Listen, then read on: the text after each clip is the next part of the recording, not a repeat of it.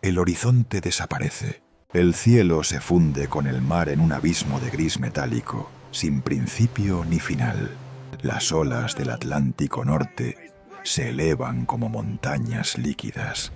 3 metros, 5, cada una capaz de tragar una embarcación entera. La niebla lo envuelve todo, densa como tela mojada, reduciendo la visibilidad a apenas 20 metros. No hay sol, no hay estrellas, no hay referencias, solo agua que se mueve en todas direcciones, fría como la muerte, bajo un cielo que parece una lápida gris. Un humano moderno, con GPS, brújula satelital y mapas digitales, moriría de pánico en menos de una hora. Los vikingos cruzaron este infierno líquido durante 300 años, sin ninguno de esos instrumentos. Año 870 y una flota de barcos de madera abandona las costas de Noruega. Su destino, Islandia. 1200 kilómetros de océano abierto, atravesando corrientes traicioneras y tormentas que pueden aparecer en minutos. No llevan brújulas, no existen mapas del Atlántico Norte, ni siquiera poseen el concepto de longitud. Y sin embargo arriban, no una vez, no por suerte, lo hacen cientos de veces, con familias completas, ganado, herramientas, semillas. Establecen colonias permanentes. Después van más lejos. Groenlandia, 3000 kilómetros. Después aún más lejos. Vinlandia, la costa de América del Norte. 5000 kilómetros desde su punto de partida. Logran lo que ninguna civilización mediterránea se atrevió siquiera a intentar. Hollywood nos vendió una mentira. El vikingo temerario, borracho de hidromiel, lanzándose al océano como jugada de dados cósmicos. El guerrero salvaje sin educación, que confía en el valor bruto y la voluntad de los dioses. Una caricatura útil para películas de acción, pero arqueológicamente obscena. Los nórdicos que conquistaron el Atlántico no eran guerreros suicidas, eran científicos empíricos. Habían convertido la navegación en un arte tan sofisticado que sus métodos siguieron siendo superiores a los europeos continentales hasta el siglo XIII. 5 siglos de ventaja tecnológica, oculta bajo el mito del bárbaro. Las excavaciones en Groenlandia revelaron algo inquietante. Asentamientos completos, con iglesias de piedra, granjas, herramientas, esqueletos, fechados entre los años 980 y 1450. 500 años de presencia continua en una isla que los cartógrafos europeos todavía dibujaban como terra incógnita. En Lands o Meadows, Terranova, los arqueólogos encontraron restos de estructuras nórdicas del año 1000. Los vikingos llegaron a América medio milenio antes que Colón, y no por accidente, por navegación calculada. Las sagas islandesas, antes consideradas fantasía medieval, resultaron ser registros geográficos precisos. Los lugares descritos existen, las distancias coinciden, los detalles climáticos son exactos. La pregunta no es si los vikingos cruzaron el Atlántico. Eso es hecho arqueológico irrefutable. La pregunta es cómo. ¿Cómo convertían el caos líquido en rutas legibles? ¿Cómo encontraban direcciones cuando el cielo permanecía cubierto durante semanas? ¿Cómo calculaban posición sin instrumentos de medición? ¿Cómo sobrevivían en embarcaciones que parecen suicidamente inadecuadas comparadas con galeones posteriores? La respuesta desmantela todo lo que creíamos saber sobre tecnología, innovación y los límites del ingenio humano preindustrial, porque los vikingos no vencieron al océano con una herramienta milagrosa. Lo vencieron con algo mucho más peligroso: comprensión profunda. Imagina esto: Estás de pie en una embarcación de madera, 22 metros de largo, metros de ancho. Bajo tus pies, tablas de roble unidas con remaches de hierro y selladas con brea de pino. Alrededor tuyo, el Atlántico Norte se extiende en todas direcciones sin límite visible. El horizonte ha desaparecido. El cielo es del mismo gris plomizo que el mar, fundidos en un continuo uniforme que elimina toda referencia espacial. No hay arriba ni abajo, solo ese gris infinito.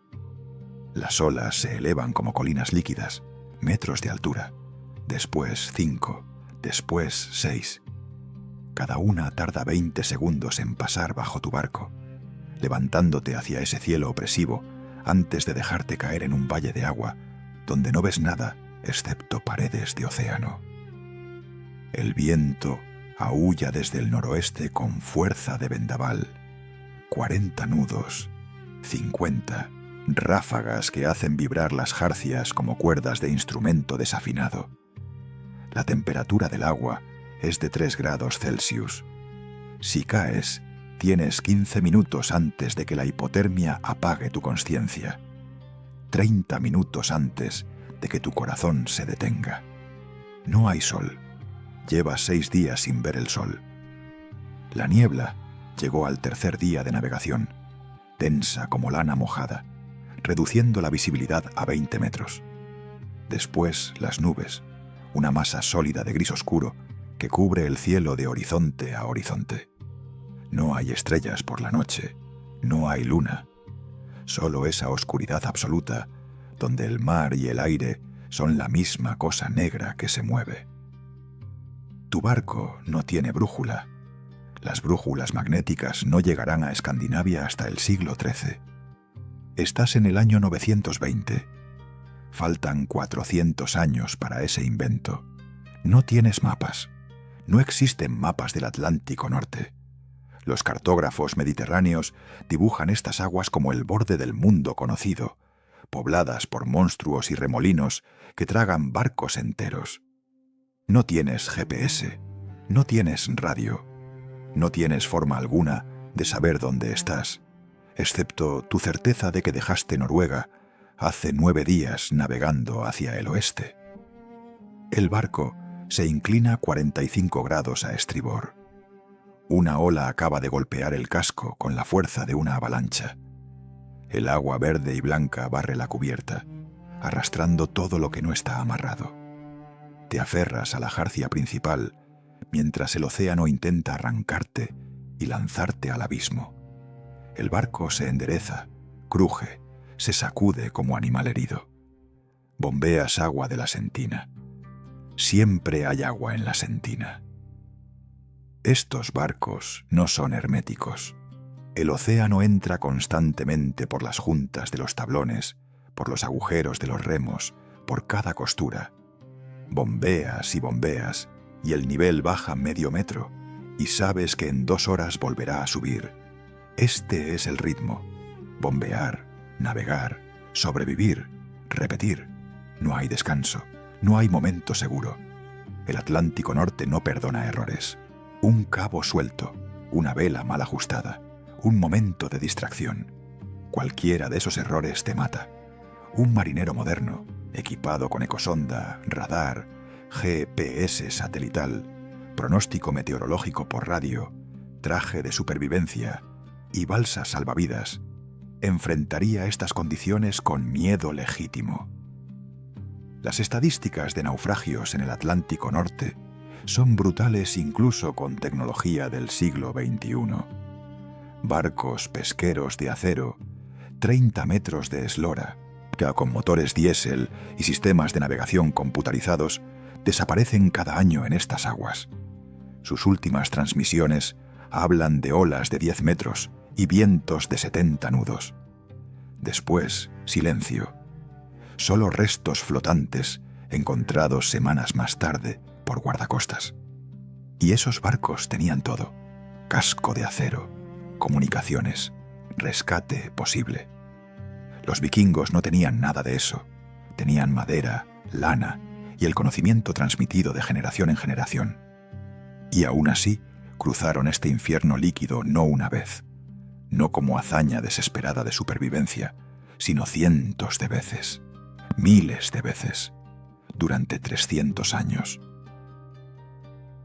Las cifras son obscenas. Desde Noruega hasta Islandia, 1.200 kilómetros de océano abierto. Ninguna tierra intermedia, ningún punto de referencia. Si te desvías 100 kilómetros al norte o al sur, pasas de largo la isla y sigues navegando hacia el vacío ártico hasta que el hambre o las tormentas te matan. Desde Islandia hasta Groenlandia, 1.000 kilómetros adicionales, cruzando el estrecho de Dinamarca, donde las corrientes polares se encuentran con las corrientes del Atlántico, creando turbulencias que hacen girar icebergs del tamaño de edificios, como juguetes en una bañera.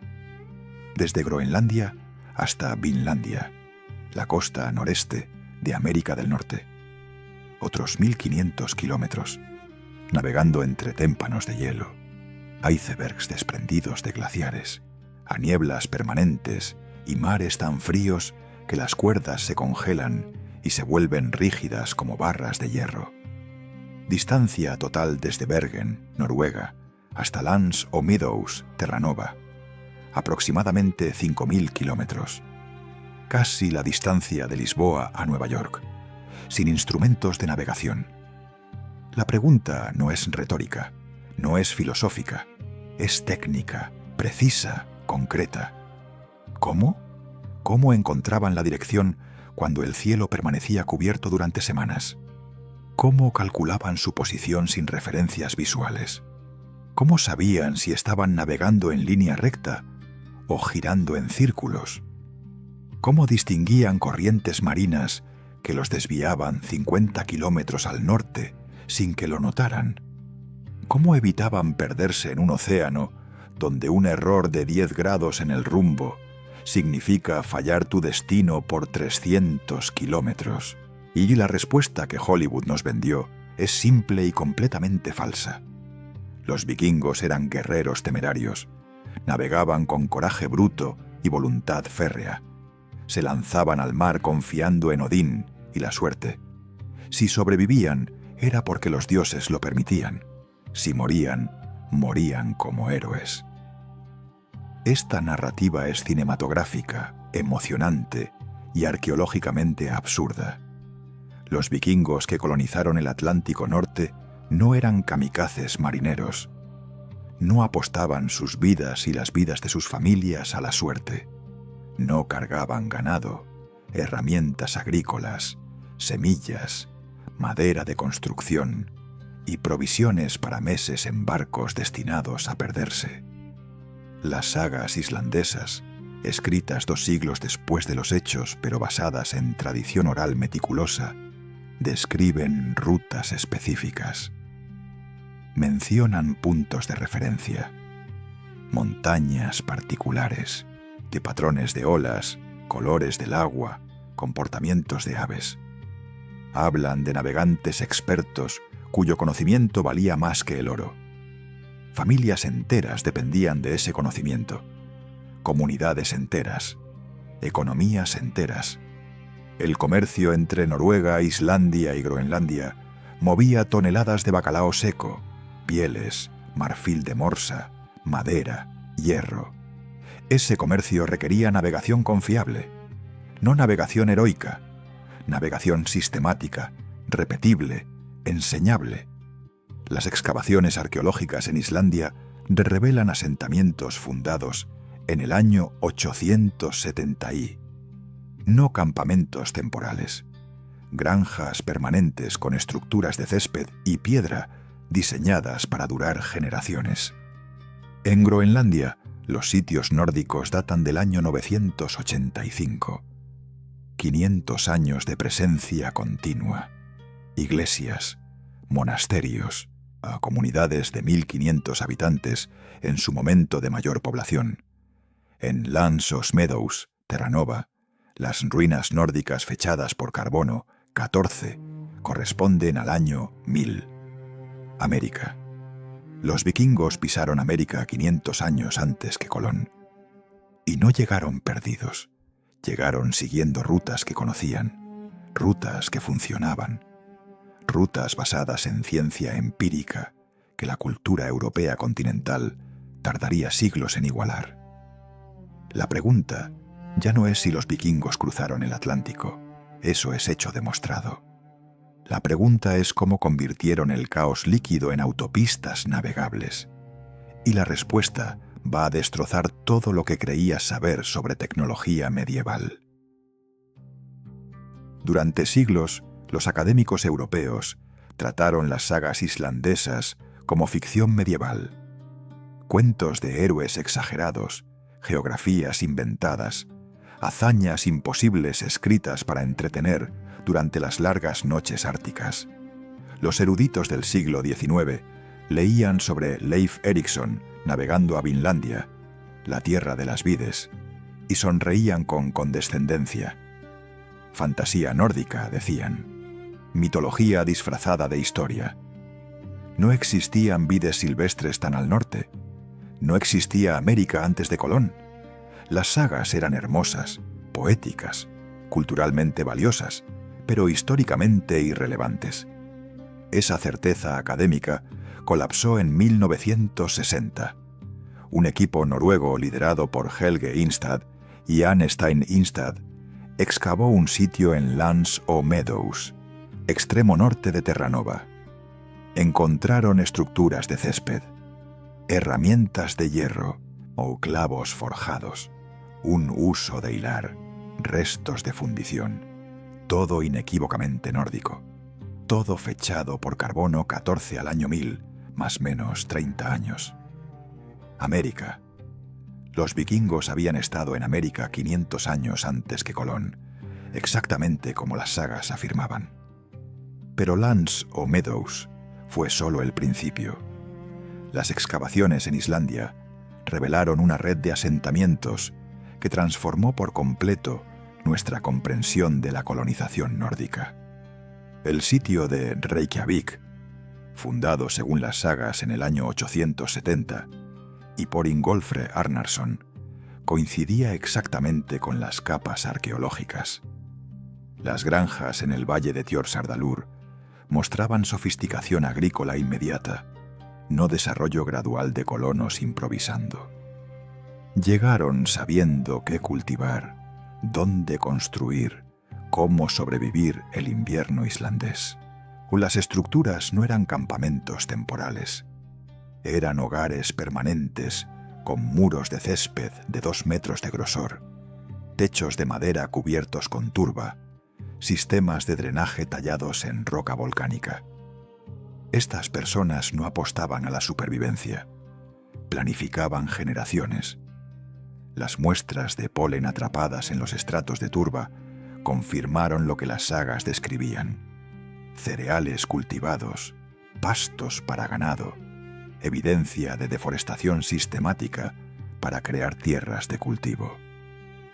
Islandia fue colonizada con precisión industrial, no con desesperación vikinga. La evidencia en Groenlandia resultó aún más perturbadora para las narrativas tradicionales. Los asentamientos nórdicos, llamados asentamiento oriental y asentamiento occidental, albergaron poblaciones que alcanzaron 5.000 personas en su momento máximo. 5.000. En Groenlandia, una isla que los europeos del siglo XV consideraban inaccesible.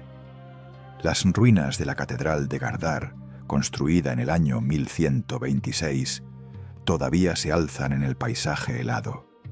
Piedra tallada, vidrio importado, campanas de bronce fundidas en Noruega y transportadas a través de 1000 kilómetros de océano.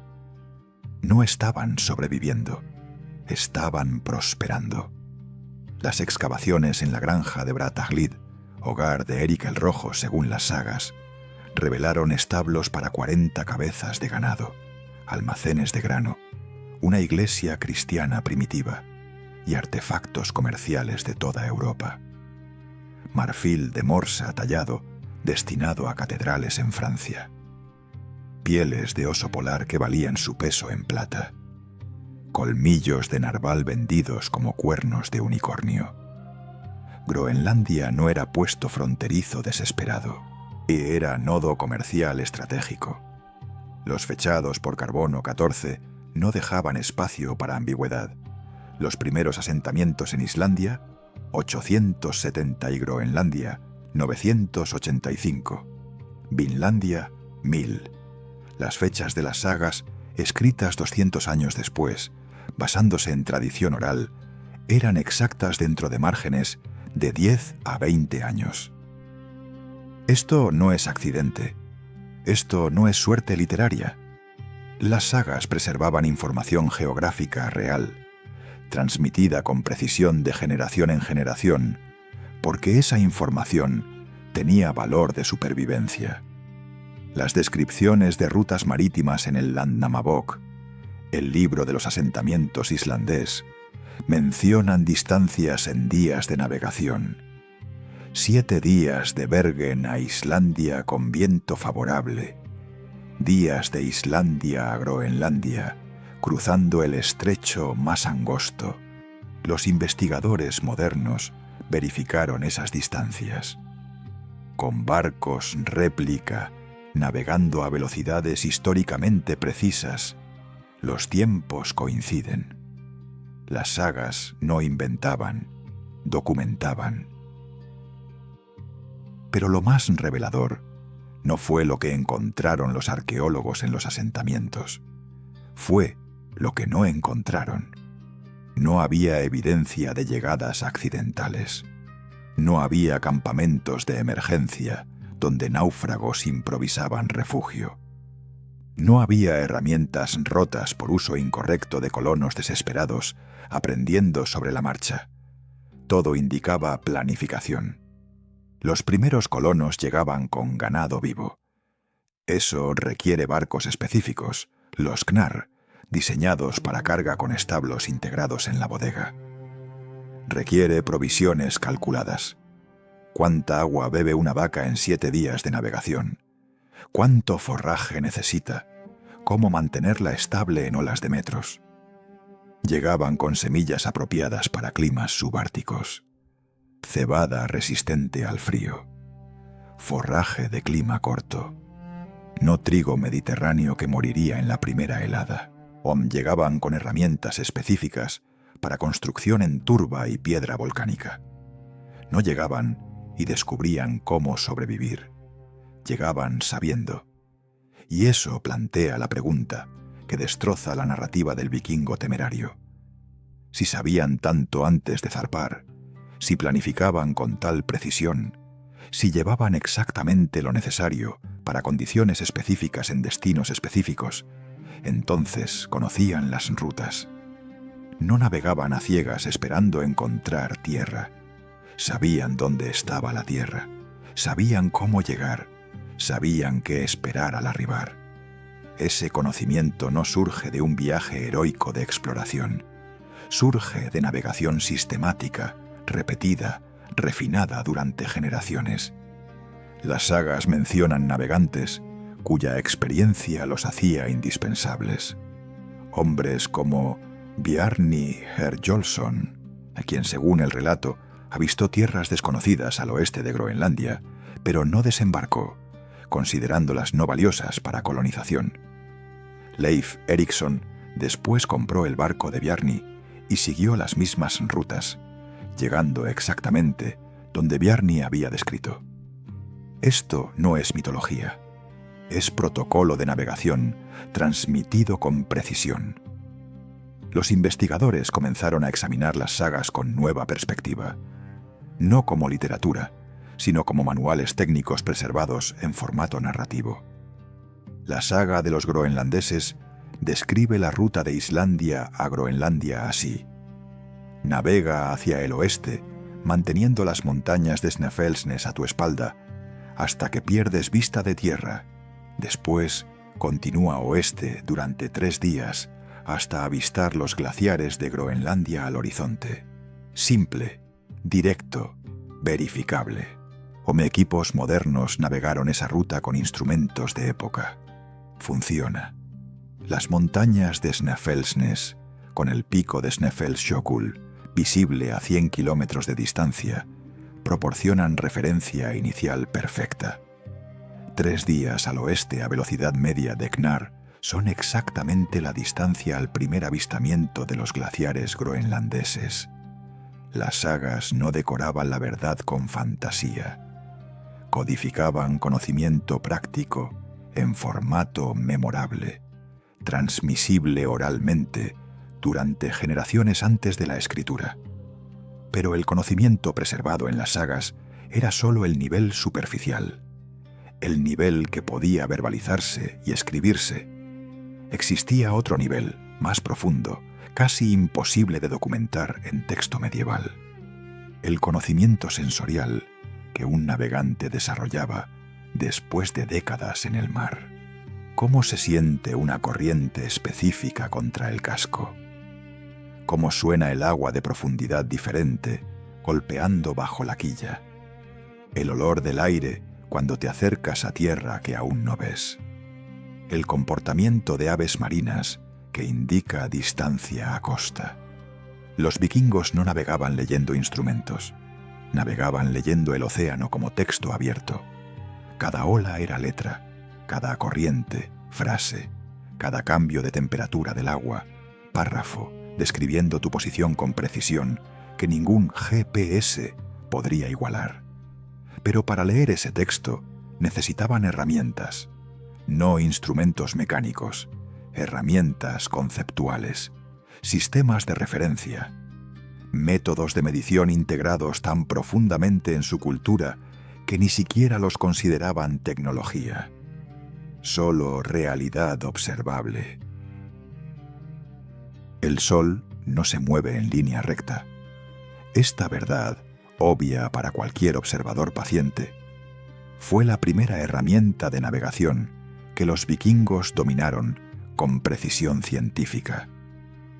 En latitudes del norte de Europa, entre los 50 y 65 grados norte, el arco solar describe patrones predecibles que cambian día a día a lo largo del año. En pleno verano, el sol apenas se pone. En el solsticio de verano, a 65 grados de latitud cerca de Islandia, el sol roza el horizonte norte a medianoche y asciende nuevamente sin oscuridad completa. En invierno, el sol permanece bajo, atravesando el cielo sur en arco corto, que dura apenas 6 horas. Pero dentro de esa variación estacional existe constancia. A una latitud dada, en una fecha dada, el sol alcanza la misma altura máxima al mediodía. Siempre, sin excepción. Esa constancia era navegación. Los vikingos midieron la altura solar sin astrolabios ni sextantes. Usaron la sombra, el método más simple, un palo vertical clavado en tabla horizontal, marcando la longitud de la sombra al mediodía solar verdadero. En tierra, antes de zarpar, los navegantes marcaban las longitudes de sombra correspondientes a latitudes conocidas. Bergen, Noruega, sombra de longitud específica al mediodía del solsticio de verano. Islandia, sombra más larga. Groenlandia, aún más larga, porque el sol alcanza altura menor cuanto más al norte navegas. Durante el viaje medían la sombra al mediodía. Si la sombra coincidía con la marca de Islandia, estaban a la latitud de Islandia. Simple, directo, increíblemente efectivo. Esto se llama navegación por latitud, y era el fundamento de todas las travesías atlánticas nórdicas. O no necesitaban saber su posición este-oeste. Solo necesitaban mantener latitud constante y eventualmente golpearían su destino. Navega a la latitud de Islandia hacia el oeste. Seguirás llegando a Islandia. En 1948, un arqueólogo danés llamado C.L. Bebek excavaba ruinas nórdicas en Unartok, Groenlandia. Entre los restos de un convento medieval, encontró un disco de madera, 11 centímetros de diámetro, grabado con líneas radiales precisas. Durante décadas permaneció catalogado como pieza decorativa sin función clara. No hasta 1980 cuando el investigador Thorkild Ramskov propuso una teoría revolucionaria. El disco no era decoración, era instrumento de navegación, un compás solar. Las líneas radiales no eran ornamentales, eran marcas de medición para calcular direcciones cardinales basándose en la posición y longitud de sombras en diferentes horas del día. Experimentos posteriores validaron la teoría. Colocando un gnomon en el centro del disco y alineándolo con las marcas según la hora y la estación, navegantes podían determinar norte verdadero con precisión de 2 a 3 grados. 3 grados de error en 1200 kilómetros produce desviación de 60 kilómetros.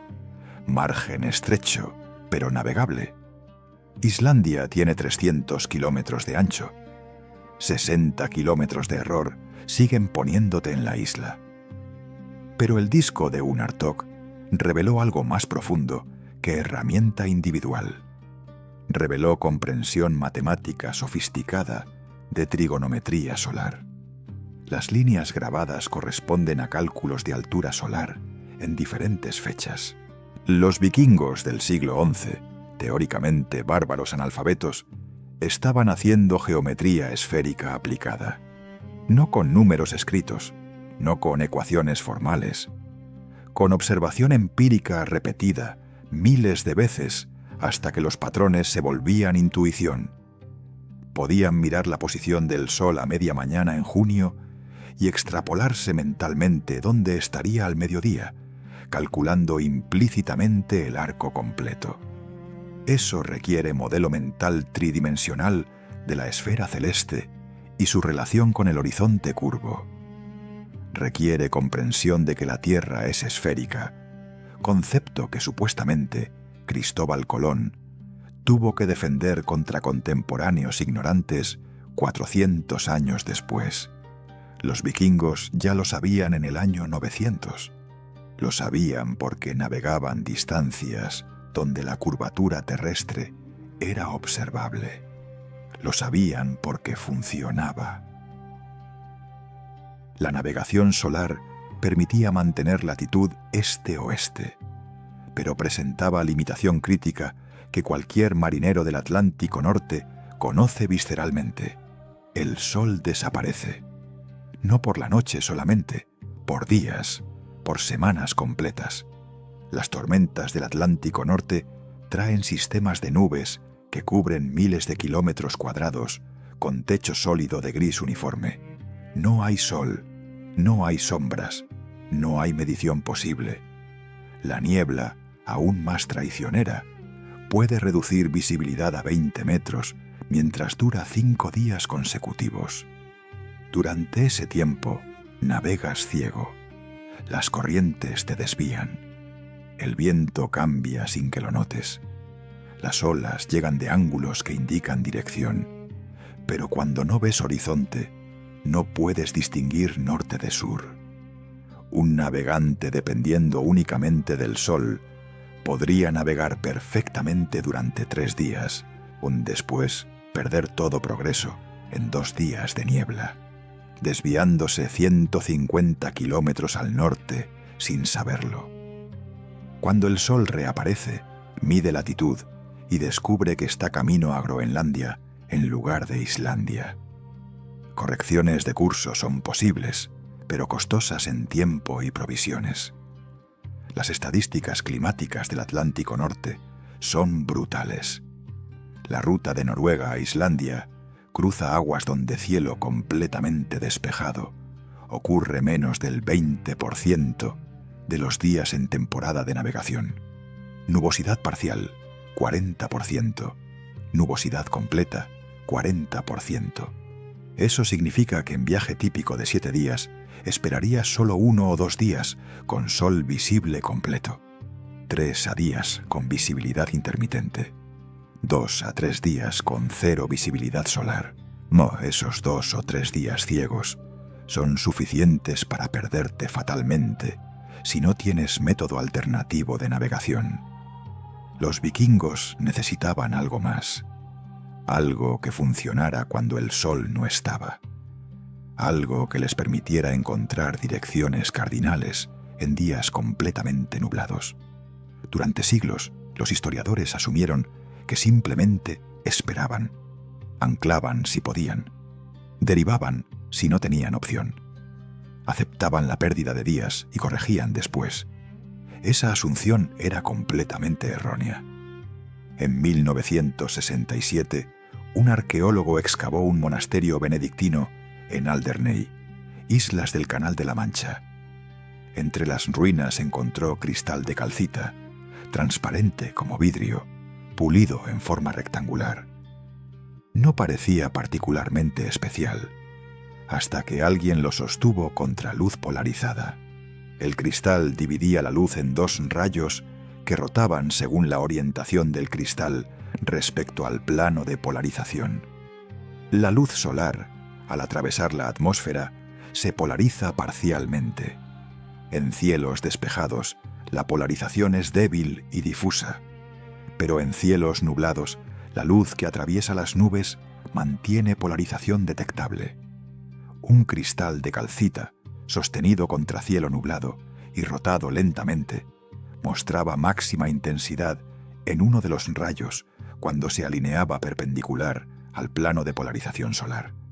Eso indicaba la posición del Sol detrás de las nubes, invisible al ojo humano, visible al cristal. Dirección solar en día completamente nublado. Norte, sur, este, oeste calculables instantáneamente. Las sagas islandesas mencionan Solarstein, piedras solares. Los académicos asumieron metáfora poética o gemas mágicas de leyenda. Después del descubrimiento de calcita en contextos arqueológicos nórdicos, la metáfora se volvió literal. Los vikingos tenían detector de luz polarizada, tecnología que físicos del siglo XX consideraban imposible sin instrumentos de precisión. Y lo habían tenido 1000 años antes. La calcita no es rara en Escandinavia. Aparece naturalmente en formaciones geológicas. Cualquiera que notara sus propiedades ópticas inusuales y las correlacionara con navegación tendría ventaja náutica revolucionaria.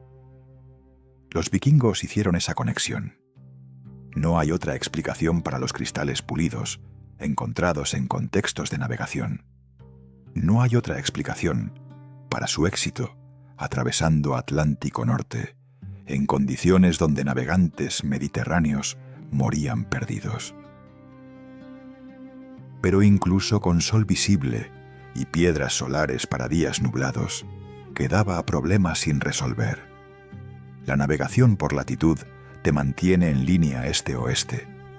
No te dice qué tan lejos has navegado a lo largo de esa línea. No te da longitud. Sin longitud, no sabes cuándo deberías avistar tierra. Podrías estar a 100 kilómetros de Islandia o a 300. Ambas posiciones tienen la misma latitud. Ambas muestran la misma sombra solar. El disco de Unartok no distingue entre ellas. Calcular longitud sin cronómetros precisos es problema que navegantes europeos no resolvieron hasta el siglo XVIII. Los vikingos no lo resolvieron tampoco. No necesitaban resolverlo, porque tenían algo mejor. Tenían el océano mismo enseñándoles exactamente dónde estaban. Y para leer esas lecciones, necesitaban conocer idiomas que ningún instrumento mecánico podía traducir. El océano no es uniforme. Esta verdad, obvia para cualquier marinero pero invisible en mapas, era la segunda capa de navegación vikinga. El agua cambia de color según profundidad. Verde brillante sobre bancos poco profundos, azul oscuro sobre abismos, negro sobre fosas oceánicas, gris turbio donde ríos submarinos de agua dulce se encuentran con corrientes saladas. Los vikingos no necesitaban sonda de plomo para medir profundidad. Miraban el agua y sabían si tenían 20 metros o 200 metros bajo la quilla. Esa información no era decorativa, era mapa vivo. Las zonas poco profundas indicaban cercanía a tierra. Las aguas negras profundas indicaban mar abierto. Pero más importante, los cambios de color marcaban corrientes específicas, y esas corrientes eran autopistas oceánicas tan confiables como carreteras terrestres. La corriente del Atlántico Norte fluye desde el Caribe hacia el noreste, llevando agua cálida a lo largo de las costas de Noruega, alcanzando velocidades de hasta 2 nudos en algunos puntos. 2 nudos no suena impresionante hasta que calculas el efecto acumulativo. En 24 horas, esa corriente te mueve 90 kilómetros sin que muevas un remo. En 7 días de navegación de Noruega a Islandia, la corriente te desvía 600 kilómetros al noreste si no la compensas, o te impulsa 600 kilómetros si navegas con ella. Los vikingos conocían esas corrientes con precisión que oceanógrafos modernos tardaron siglos en mapear. Sabían dónde fluían, sabían su velocidad estacional, sabían cómo usarlas para acortar viajes o cómo evitarlas cuando navegaban contra ellas. Ese conocimiento no venía de instrumentos, venía de observación acumulada durante generaciones de navegantes, sintiendo el empuje lateral del agua contra el casco. Pero las corrientes presentaban problema.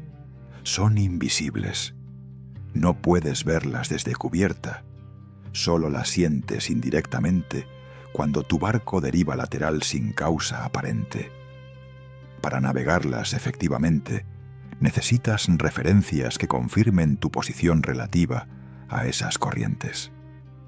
Los vikingos encontraron esas referencias en los habitantes del océano. Las ballenas. Las ballenas jorobadas migran desde aguas de alimentación en el Caribe hasta zonas de reproducción cerca de Islandia cada primavera, siguiendo rutas precisas dictadas por temperatura del agua y disponibilidad de krill.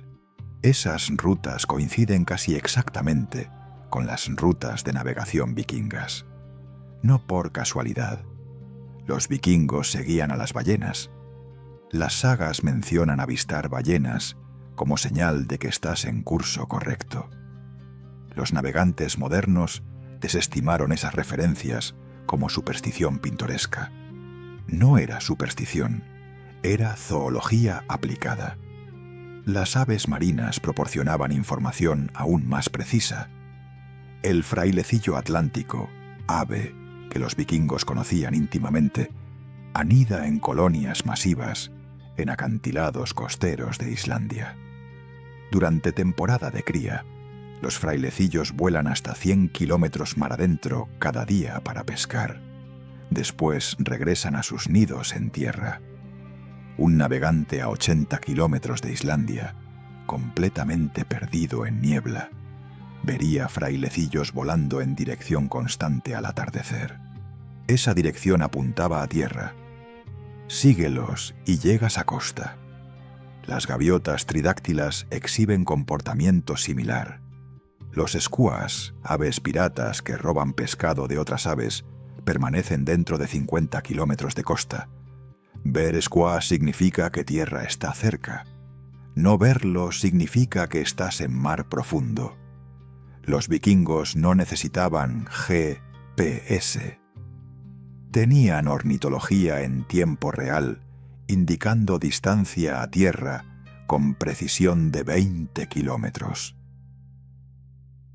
Y después estaba el hielo.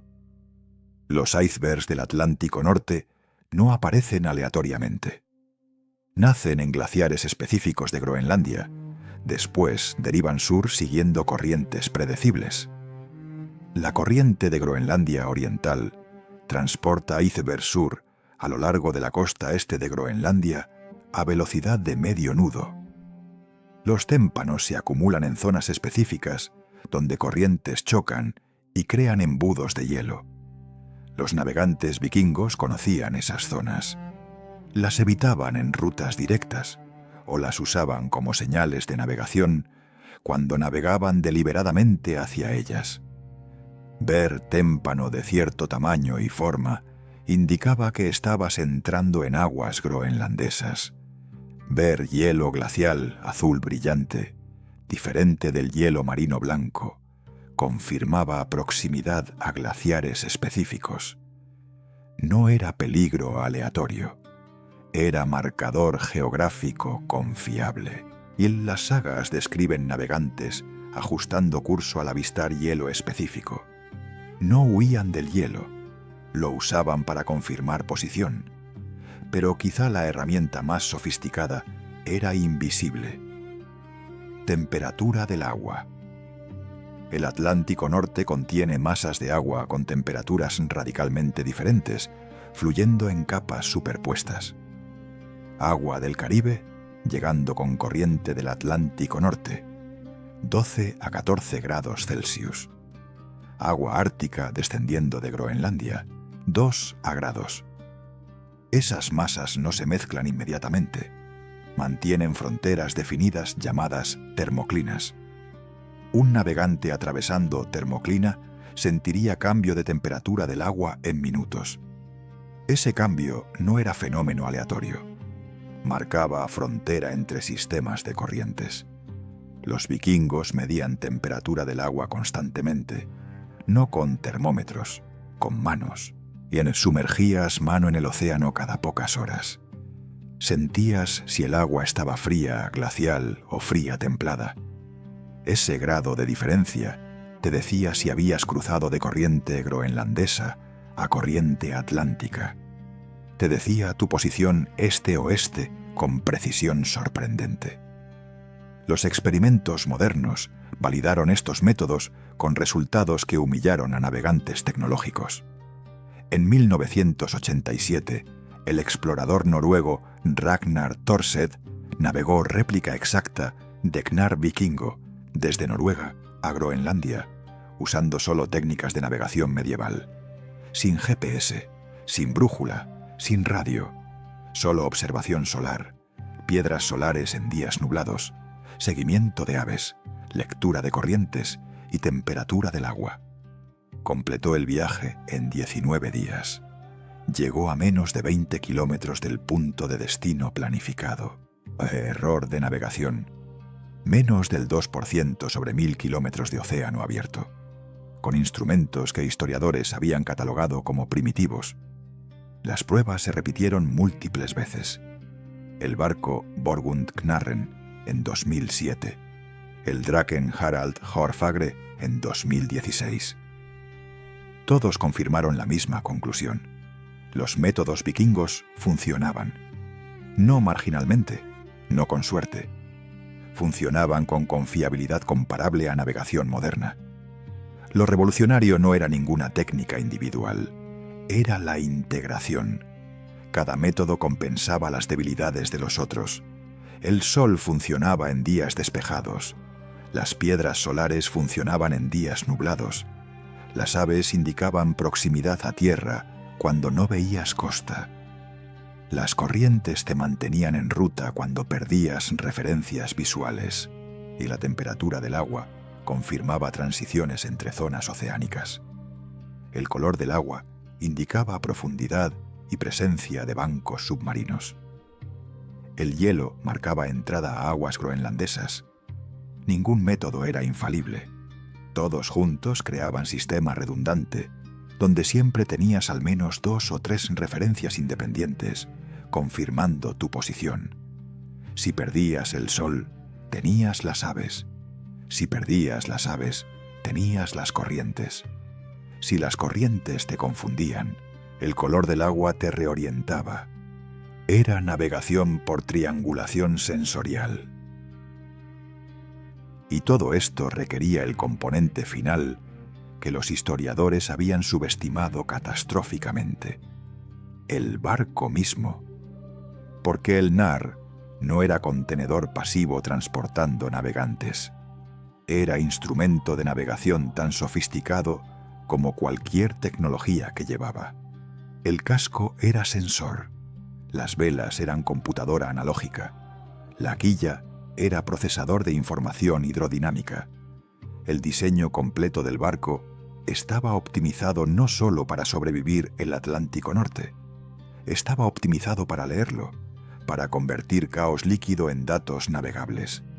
Y ese diseño representaba cumbre de ingeniería naval que Europa no volvería a igualar durante 5 siglos. El secreto no estaba en lo que los vikingos llevaban en sus barcos. El secreto estaba en los barcos mismos. El Knarr no se parece a ningún barco que esperarías ver cruzando el Atlántico. 16 metros de eslora, 5 metros de manga, casco redondeado sin quilla profunda, construido enteramente de tablones de roble superpuestos, unidos con clavos de hierro y cuerda. Ni una sola pieza de metal estructural, además de los remaches. La madera es el esqueleto, la piel, los músculos. Parece frágil, parece inadecuado, parece suicida para aguas que hunden barcos de acero modernos. Esa apariencia es ilusión magistral. El Knarr no fue diseñado para resistir el océano mediante fuerza bruta. Fue diseñado para bailar con él, para convertir la violencia del agua en movimiento controlado, para transformar cada ola de enemiga en aliada. ¿O era filosofía de ingeniería tan avanzada que arquitectos navales del siglo XVIII no la comprendían cuando excavaban barcos vikingos preservados en barro escandinavo? La construcción clinker, tablones superpuestos como escamas de pescado, era el primer secreto. Los galeones mediterráneos usaban construcción Carvel, tablones unidos borde con borde, creando superficie lisa. Carvel produce casco rígido, fuerte contra presión vertical, perfecto para mares tranquilos del Mediterráneo. Pero rígido en Atlántico Norte es fatal. Las olas no llegan en secuencias regulares. Llegan en patrones caóticos, golpeando desde múltiples direcciones simultáneamente. Una ola de metros desde estribor, otra de 3 metros desde proa 2 segundos después. Un casco rígido recibe esos golpes como puñetazos y transmitiendo fuerza completa a través de estructura hasta que algo se rompe.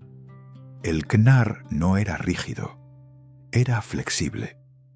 Los tablones clinker, unidos con remaches que permitían movimiento microscópico, absorbían el impacto, distribuyéndolo a lo largo de toda superficie.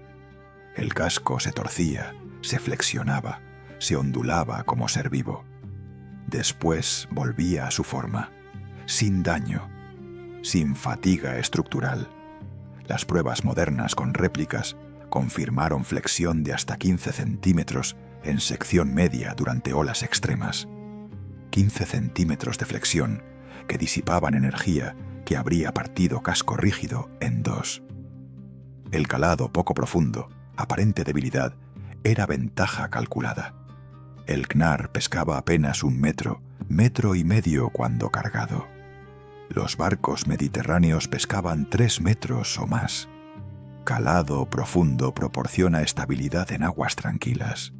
En aguas turbulentas actúa como ancla submarina que las corrientes y olas golpean constantemente. Más superficie bajo agua significa más resistencia, más estrés, más posibilidades de que ola cruzada te voltee. El Knarr, con su calado mínimo, deslizaba sobre turbulencias superficiales. Las olas pasaban debajo. Las corrientes encontraban poca superficie para empujar. Pero calado poco profundo significaba menos estabilidad direccional. Solución: la vela cuadrada masiva, hasta 80 metros cuadrados de lana tejida. Esa vela no era solo propulsión, era timón aéreo. Los navegantes ajustaban constantemente las escotas, las cuerdas que controlaban ángulo de vela, usando el viento para compensar deriva lateral causada por corrientes. Era navegación tridimensional, y balanceando fuerzas de agua contra fuerzas de aire. Y después estaba el casco mismo como instrumento sensorial. El diseño redondeado sin aristas significaba que cada cambio en corriente, cada variación en temperatura del agua, cada encuentro con masa de agua diferente, producía sensación táctil distintiva que viajaba a través de la madera hasta los pies del navegante. Los marineros vikingos no necesitaban instrumentos para medir corrientes, las sentían. Un empuje lateral constante desde estribor indicaba corriente oceánica fluyendo norte. Un tirón irregular desde proa indicaba agua de profundidad variable, sugiriendo banco submarino. El sonido del agua contra casco cambiaba con profundidad. Agua profunda produce sonido bajo, resonante. Agua poco profunda produce sonido agudo, cortante. Un navegante experimentado, parado en cubierta con ojos cerrados, podía estimar profundidad dentro de 20% de precisión, solo escuchando. No magia, acústica submarina, aplicada, transmitida a través de madera resonante. Los experimentos comparativos revelaron superioridad brutal del diseño vikingo en condiciones del Atlántico Norte. En 2003, investigadores noruegos construyeron réplica exacta de Knarr y réplica de Koch medieval, barco mercante alemán del siglo XIV, que reemplazó diseños vikingos en rutas comerciales del norte. Ambos barcos, tripulados por marineros profesionales, navegaron la misma ruta en condiciones de tormenta. Olas de 6 metros, viento de 50 nudos. El Koch, con su casco más alto y rígido diseñado según principios mediterráneos refinados, sufrió daño estructural significativo en horas. Tablones agrietados, costillas fracturadas, velas rasgadas. La tripulación reportó movimiento violento, cabeceo extremo que hacía imposible mantenerse de pie. El Knarr navegó las mismas condiciones durante 8 horas consecutivas. Cero daño estructural. Flexión constante del casco absorbía impactos. Movimiento reportado como intenso pero controlado. La tripulación permaneció funcional durante toda la prueba. 5 siglos de evolución naval, desde diseño vikingo hasta Koch medieval, habían producido barco inferior para las condiciones que supuestamente había sido diseñado a conquistar.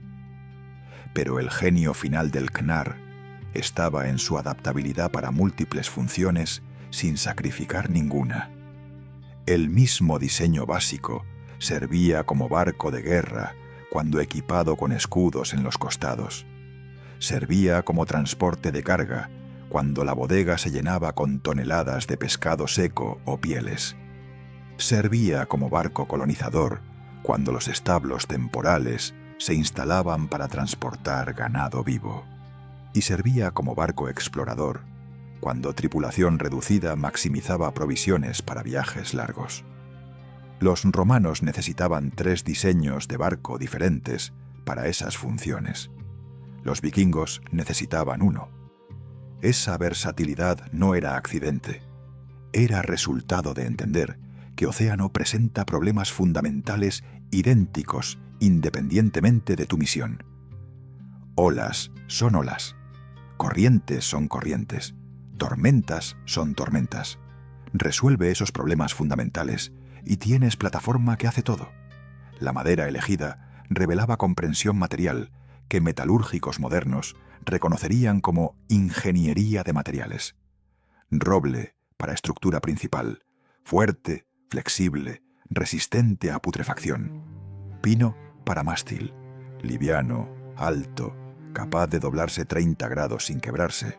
Sauce para cuerdas, fibras largas que absorben agua y se hinchan, sellando nudos automáticamente cuando mojan. Lana para vela. Absorbe agua volviéndose más pesada, bajando centro de gravedad en tormentas, precisamente cuando necesitas más estabilidad.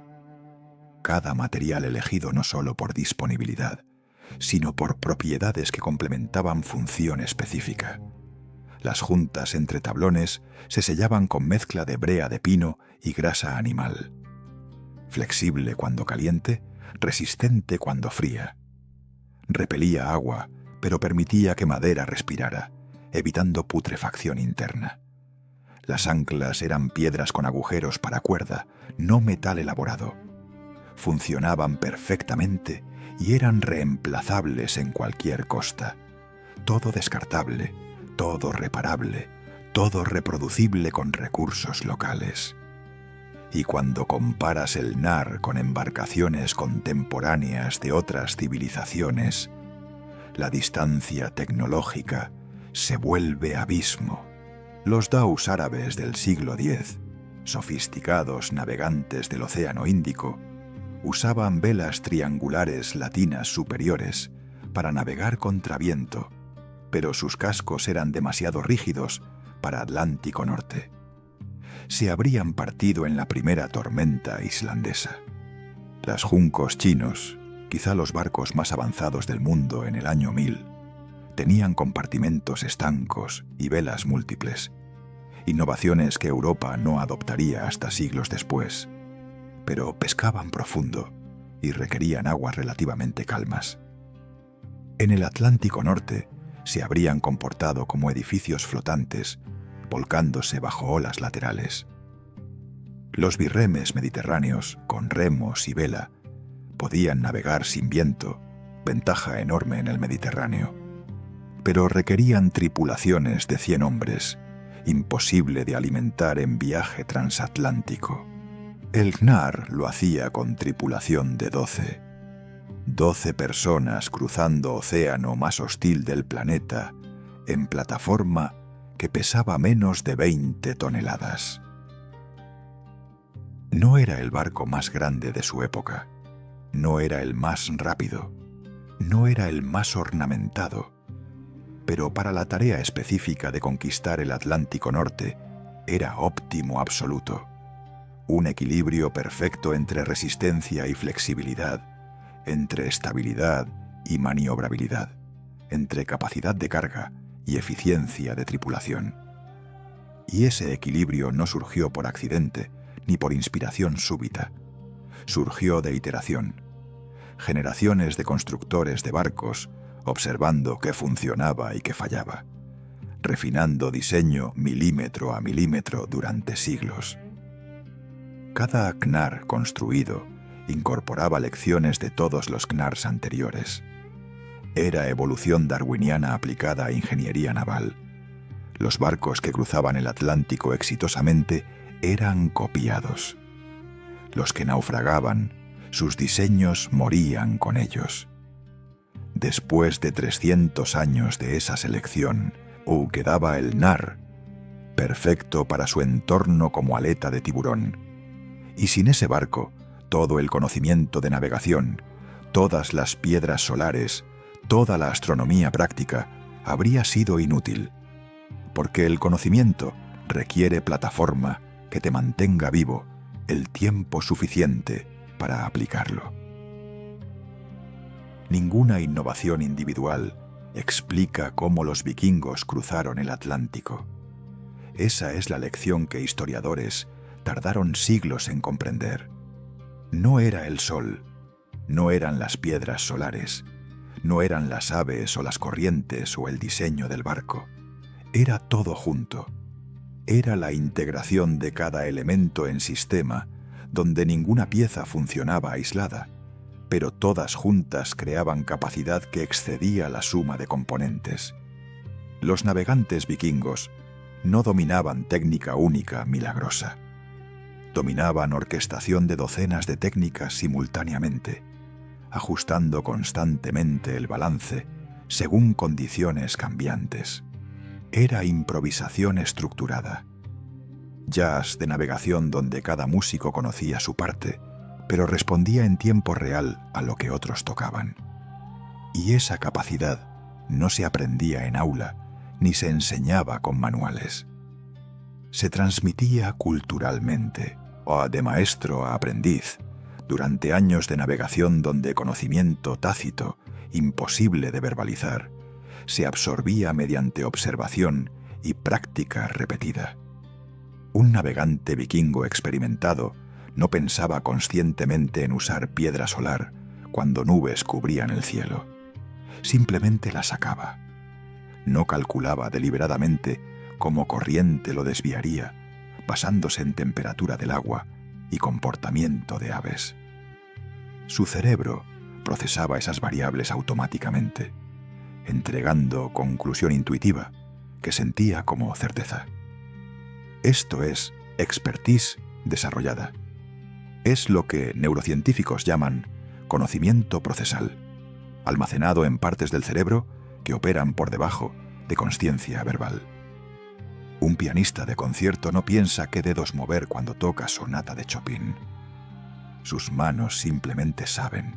O un navegante vikingo no pensaba cómo integrar 12 fuentes de información navegacional simultáneamente. Simplemente sabía dónde estaba. Esa expertise requería décadas construir. Las sagas mencionan navegantes ancianos cuyo valor excedía cualquier cargo de oro. No exageraban. Esos hombres portaban conocimiento que mantenía economías enteras funcionando. Pero aquí está lo extraordinario. Ese conocimiento no permanecía encerrado en individuos élite. Se democratizaba. Las sociedades vikingas, a diferencia de civilizaciones mediterráneas contemporáneas, no restringían conocimiento de navegación a clase sacerdotal o aristocracia profesional.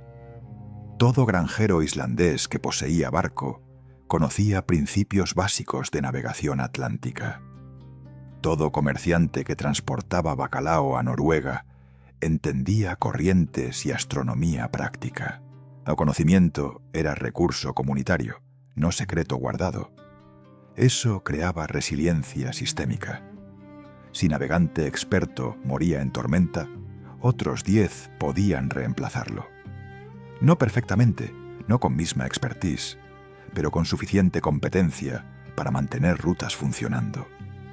Las sociedades donde conocimiento especializado concentra en pocos expertos colapsan cuando esos expertos desaparecen. Las sociedades donde conocimiento distribuye ampliamente absorben pérdidas y continúan. Los vikingos habían descubierto escalabilidad antes de que existiera la palabra. Los experimentos modernos no solo validaron métodos vikingos, los humillaron. En 1993, investigadores de la Universidad de Bergen equiparon navegantes profesionales modernos con réplicas exactas de herramientas vikingas y los enviaron a cruzar Atlántico Norte. Los navegantes tenían licencias comerciales, décadas de experiencia con GPS y radar, conocimiento completo de meteorología moderna. Se les dio 3 semanas de entrenamiento con piedras solares, discos solares y técnicas de observación de aves. Después, GPS apagado, radar apagado, solo herramientas vikingas. Los primeros 2 días fueron desastre. Los navegantes modernos no confiaban en sus instrumentos primitivos. Verificaban constantemente posición con GPS escondido, descubriendo que sus cálculos solares tenían errores de 50 kilómetros. Pero algo cambió en el día 6. Comenzaron a sentir el océano. Sus estimaciones mejoraron dramáticamente. En el día 12, calculaban posición dentro de 20 kilómetros sin instrumentos modernos. Al final del viaje, reportaron haber desarrollado sentido casi intuitivo de dirección basado en integrar múltiples señales sensoriales.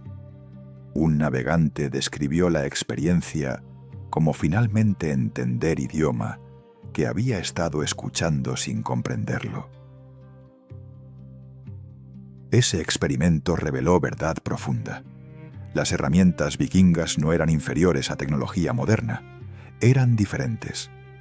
GPS te dice exactamente dónde estás con precisión de 3 metros, pero te desconecta del entorno. Te vuelves pasajero en océano en lugar de participante.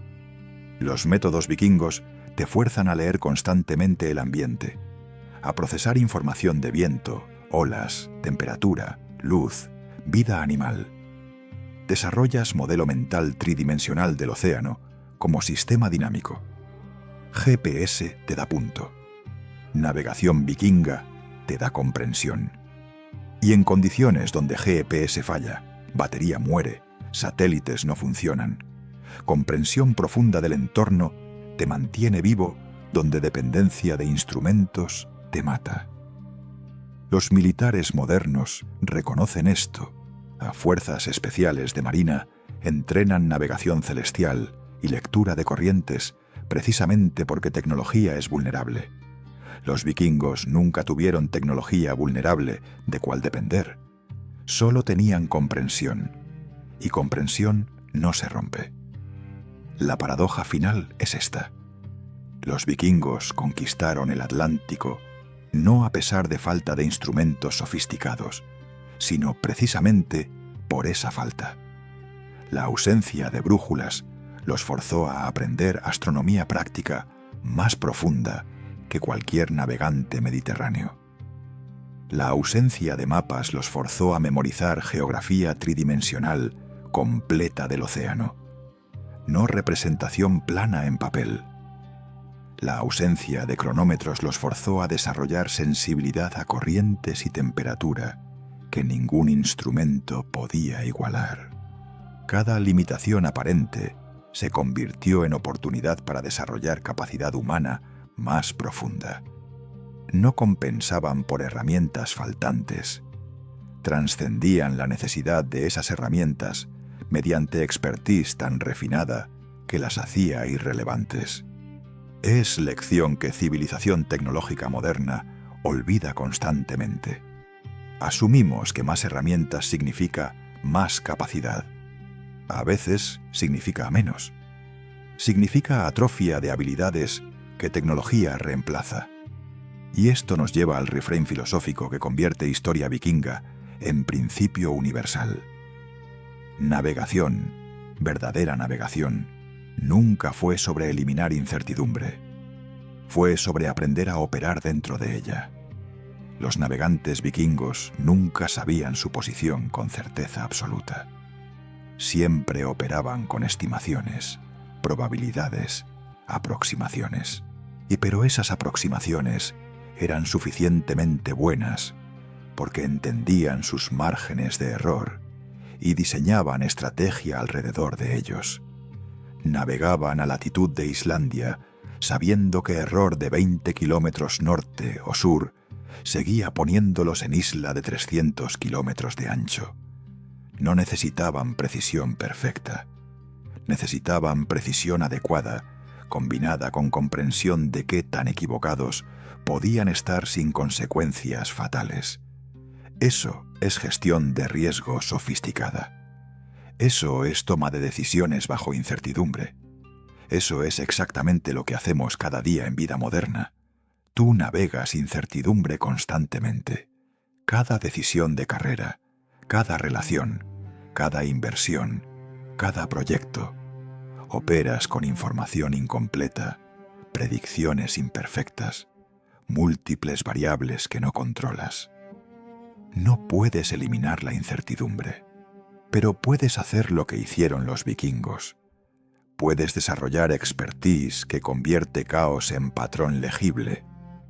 Puedes construir sistemas redundantes donde múltiples fuentes de información se confirman mutuamente. Puedes aceptar que nunca sabrás exactamente dónde estás, pero puedes saber suficiente para llegar donde necesitas.